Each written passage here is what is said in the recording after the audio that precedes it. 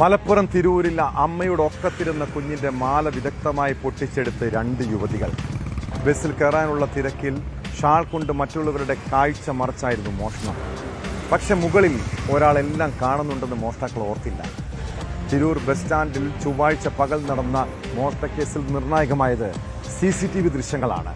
മോഷ്ടാക്കൾ ഉടൻ പിടിയിലാകുമെന്നാണ് പോലീസ് നൽകുന്ന സൂചന.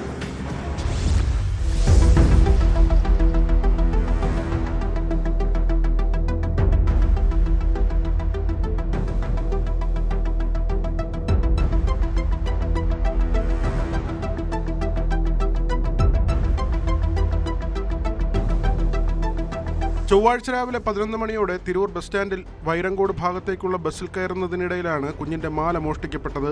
വൈരങ്കോട് തീയാട്ടുത്സവത്തിന് പോകാൻ ബസ്സിൽ കയറാൻ കാത്തുനിന്ന കുടുംബത്തിനൊപ്പമുള്ള കുഞ്ഞിന്റെ മാലയാണ് 2 യുവതികൾ അതിവിദഗ്ധമായി പൊട്ടിച്ചു കടന്നു കളഞ്ഞത്.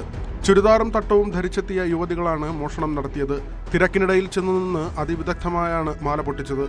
മാല മോഷ്ടിച്ച ശേഷം 2 പേരും കടന്നുകളയുകയും ചെയ്തു. ചൊവ്വാഴ്ച ചെറിയ തീയാട്ടായതിനാൽ ബസ്സിൽ കയറാൻ സാധാരണയിലും കൂടുതൽ തിരക്കുണ്ടായിരുന്നു. ആദ്യം ബസ്സിൽ കയറി സീറ്റ് പിടിക്കാനുള്ള തിരക്കിനിടെ കുഞ്ഞിനെയും എടുത്തു നിൽക്കുകയായിരുന്ന അമ്മയുടെയും കുഞ്ഞിന്റെയും പിറകിൽ യുവതി വന്നു നിൽക്കുന്നത് CCTV ദൃശ്യങ്ങളിൽ പതിഞ്ഞിട്ടുണ്ട്.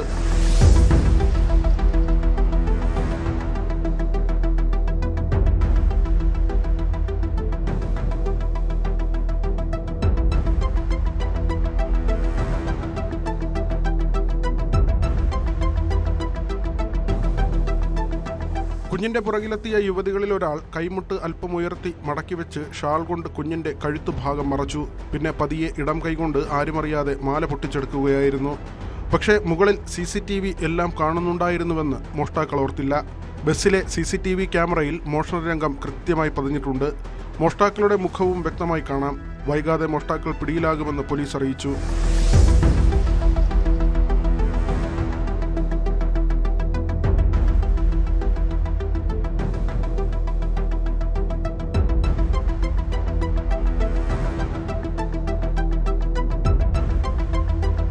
ന്യൂസ് 18 തിരൂർ. കൂടുതൽ വാർത്തകൾക്ക് news 18 Keralam YouTube channel subscribe ചെയ്യുക.